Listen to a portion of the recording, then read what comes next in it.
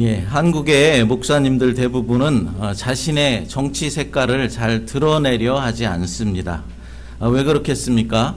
그 교회 공동체 안에는 여러 가지 정치색을 가진 분들이 섞여 있기 때문입니다. 어떤 성도는 진보적인 색깔을 갖고 있는 분들도 있는가 하면은 또 어떤 분들은 보수적인 성격을 갖고 있는 그런 분들도 있기 때문이죠.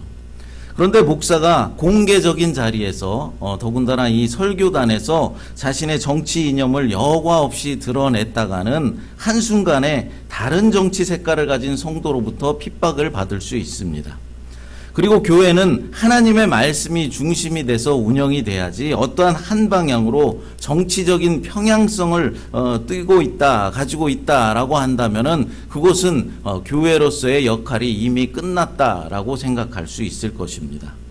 진보나 보수의 이념보다 더 높은 것은, 더 중요한 것은 하나님의 말씀이다라는 사실을 우리는 명심해야 하는 것이죠.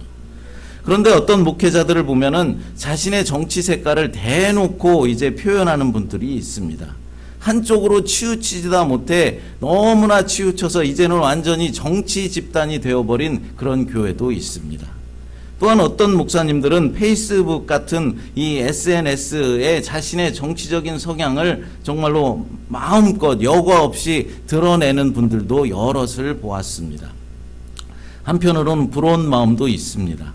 저 같은 경우에는 한 번도 대놓고 정치색을 드러낸 적이 없습니다. 또 어떤 이념이든지 하나님의 말씀을 뛰어넘을 수는 없다라는 신념을 저는 가지고 있습니다. 어느 아프리카 사바나 평원에 가뭄이 여러 날 계속되었습니다. 이 물이 부족해지자 물 웅덩이를 차지하려고 이제 사자와 독수리의 싸움이 시작되었습니다. 이 싸움은 번져서 이제 들짐승과 날짐승의 싸움으로 퍼져갔습니다. 양쪽 진영 사이에 동물도 아니고 새도 아닌 박쥐란 놈이 있었습니다. 박쥐는 판세가 들짐승에게 우위로 기울어지면 날개를 꽁꽁 숨기고는 자기는 쥐라면서 이제 들짐승 편에 섰고, 또 날짐승들이 어떤 승리를 가져갈 것 같다라고 판단이 되면은 날개를 활짝 펴고 나도 새라고 말하면서 날짐승 편에 섰습니다. 싸움은 장기전으로 갈 듯 보였지만 각 진영의 왕인 사자와 독수리가 극적인 하회를 해서 이제 평화가 찾아왔습니다. 그런데 동물들은 이리 붙었다가 저리 붙었다가 하는 이 잔꽤 많은 박쥐가 괘씸하게 보였습니다. 동물들은 박쥐를 몰아세우고 동물의 세계로 못 들어오게 만들고 그 뒤 박쥐는 그래서 동굴 속에서 살아가게 되었다라는 이야기죠. 여러분들 잘 아시는 이소무화의 박쥐 이야기입니다. 이 이야기는 박쥐처럼 이 편도 아니고 저 편도 아닌 회색지대에 서는 것이 바르지 못하고 또 비겁한 것이다 라는 교훈을 주고 있습니다. 하지만 여러분, 우리가 어떤 바른 증언을 해야 할 때가 아니라면은 때로는 우리는 회색지대에 서야 할 때도 있다라는 것이죠. 비겁하다라고 말할 수도 있겠지만 더 크고 더 높은 하나님의 나라를 위해서는 극적으로 어떤 한쪽으로 치우친 그런 사상을 갖는 것은 더 좋지 않을 수도 있다라는 것입니다. 여러분들도 우리 교회 공동체에서만큼은 자신의 어떤 정치적인 이념을 드러내지 않았으면 좋겠습니다. 왜냐하면 그것 때문에 교회가 분열될 수도 있기 때문이죠. 오늘 본문에도 보니까 자신이 어느 편인지 확실하게 드러내지 않는 이제 천사가 등장하고 있습니다. 이스라엘 백성들이 할례를 행하고 거룩함을 회복하자 하나님의 사자가 이스라엘 백성들에게 이제 나온 것이죠. 여호수아는 하나님의 말씀에 순종하여서 할례를 행하고 이제 유월절을 거룩하게 지킨 후에 아마도 여리고성을 이제 정찰하고 있었을 것입니다. 하나님의 말씀에 순종을 하기는 했지만 사실 여리고와 같은 이 난공불락의 성을 어떻게 점령해야 할지 답답한 마음이 들었을 것입니다. 그때 여호수아는 칼을 들고 서 있는 한 장수를 발견하게 되는 것이죠. 본문 13절을 읽어보겠습니다. 여호수아가 여리고에 가까이 이르렀을 때 눈을 들어본즉 한 사람이 칼을 빼어 손에 들고 마주 서 있는지라. 여호수아가 나아가서 그에게 묻되 너는 우리를 위하느냐 우리의 적들을 위하느냐 하니. 아멘. 여호수아는 칼을 빼들고 있는 그 사람이 누구인지 몰랐습니다. 그래서 그 사람에게 어느 편이냐라고 묻는 것이죠. 너는 우리를 위하느냐 우리의 적들을 위하느냐라고 묻는 것입니다. 그때 그는 놀라운 대답을 합니다. 본문 14절을 같이 읽어보겠습니다. 그가 이르되 아니라 나는 여호와의 군대 대장으로 지금 왔느니라 하는지라. 여호수아가 얼굴을 땅에 대고 엎드려 절하고 그에게 이르되 내 주여 종에게 무슨 말씀을 하려 하시나이까. 아멘. 칼을 들고 있는 이 사람은 여호와의 군대 대장으로 왔다라고 말하는 것입니다. 누구의 편인지는 정확하게 밝히지는 않고 그냥 주의 군 사령관으로 왔다라고 밝히고 있는 것입니다. 여리고성 정복을 앞에 둔 여호수아가 하나님의 군대를 지휘하는 군대 대장을 만난 것입니다. 그가 하나님의 군 사령관이라는 것은 이미 하나님께서 하나님의 군대가 동원되어 있다라는 것을 의미해 주고 있는 것이죠. 그런데 왜 이 사령관은 누구의 편이냐라고 묻는 여호수아의 그 질문에 정확하게 대답을 하지 않았던 것일까요? 너희 편이다 라고 대답해 주었으면 아주 좋았을 텐데 말입니다. 아마도 하나님께서 이미 여호수아에게 수차례나 승리를 약속하신 상황이기 때문에 하나님의 군사령관은 이 질문에 대답할 필요를 느끼지 못했을 것입니다. 그러니까 천사는 여호수아에게 하나님께 한 번 약속하신 것은 의심하지 않아야 한다라는 교훈을 주고자 하신 것이죠. 오늘날 우리들도 하나님의 이 약속의 말씀을 믿고 붙들고 나가는 것은 매우 중요한 일입니다.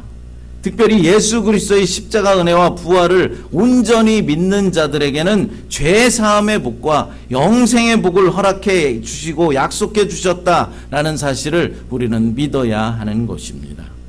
이 교훈은 오늘날 우리들에게 매우 중요한 교훈입니다.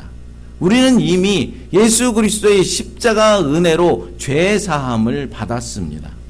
하지만 우리가 이 세상을 살아가다 보면은 자꾸만 반복해서 짓는 이 죄 때문에 죄 용서에 대한 확신을 하지 못할 때가 있고 때로는 하나님을 두려워할 때가 있다라는 것이죠.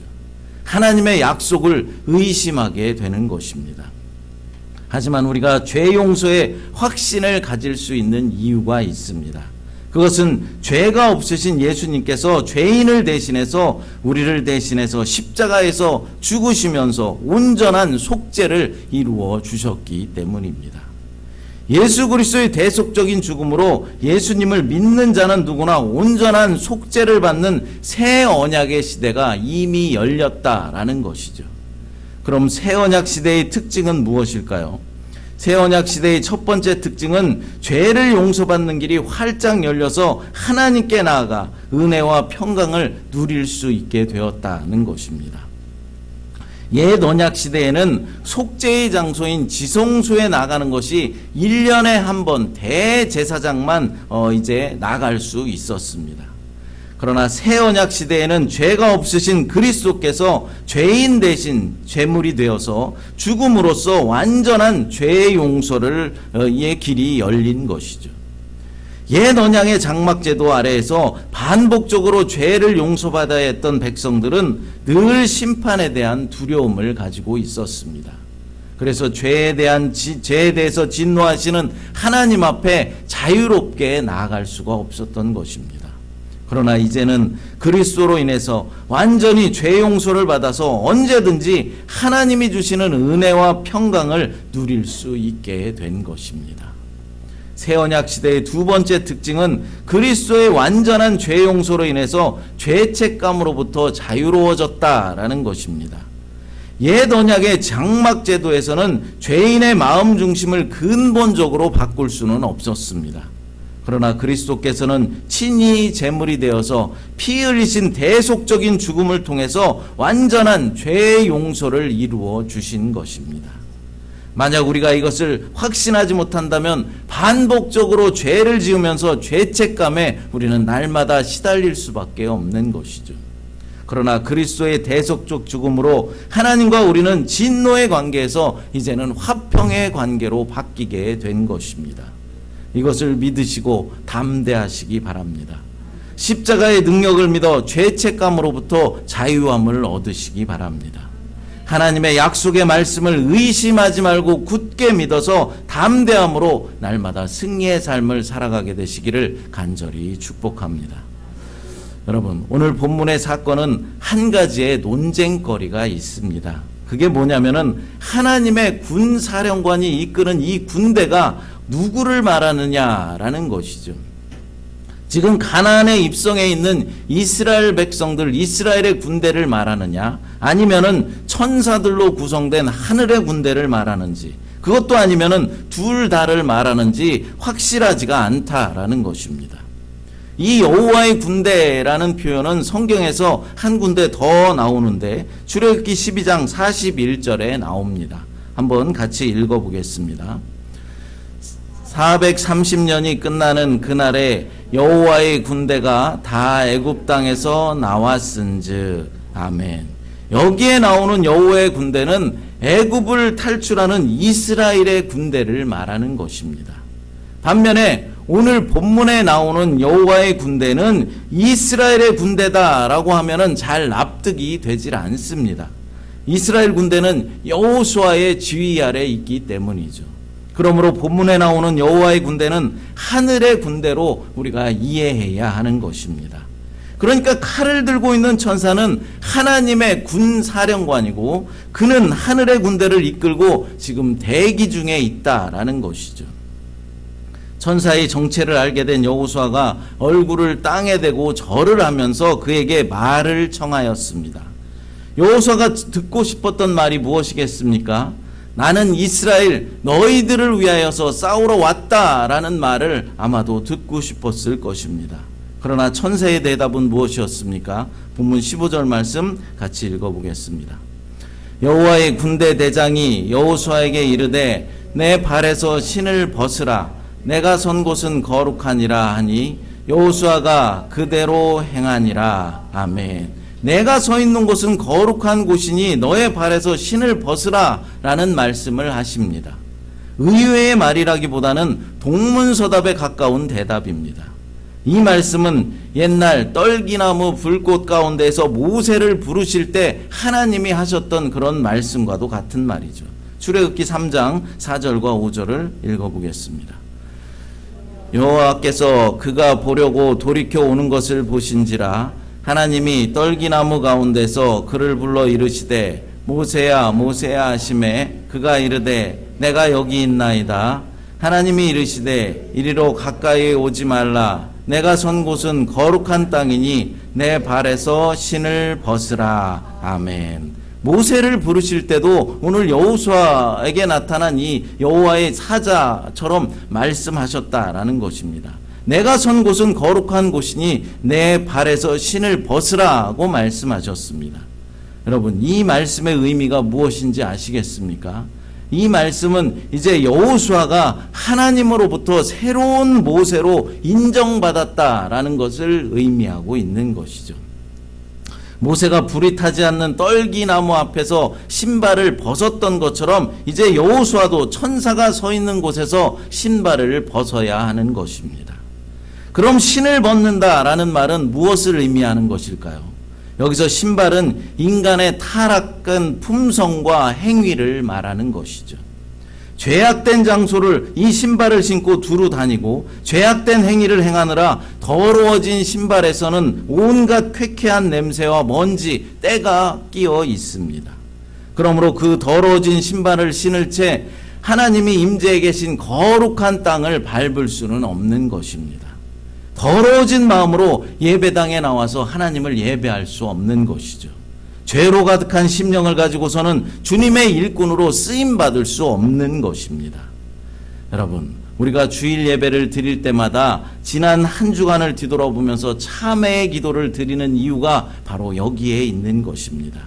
먼저 우리가 십계명을 낭독하면서 내가 지난 한 주 동안 얼마나 많은 죄를 지었는지, 또 얼마나 연약하고 내가 부족한 삶을 살았는지 뒤돌아보는 시간을 갖는 것이고, 자신의 부족함과 잘못을 진심으로 참회하는 그런 시간을 갖는 것입니다. 그 시간을 통하여서 더러워진 신발을 벗어버리는 것이죠. 죄악으로 물든 우리의 심령을 새롭게 하는 것입니다.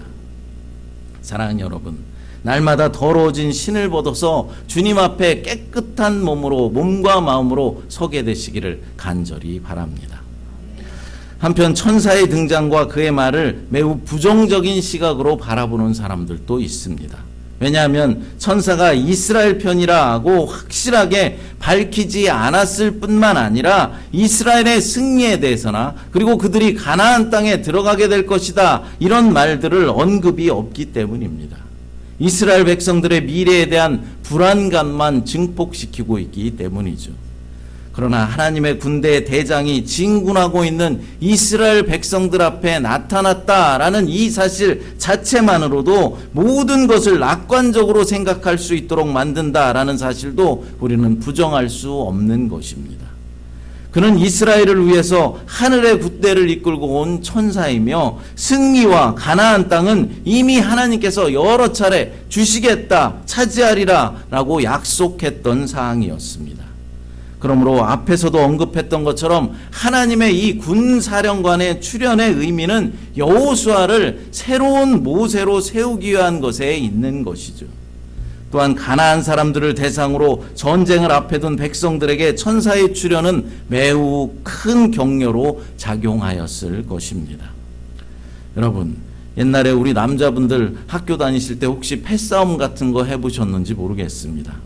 제가 고등학교 다닐 때만 해도 학교끼리 이렇게 패싸움 같은 것들을 했던 것 같습니다.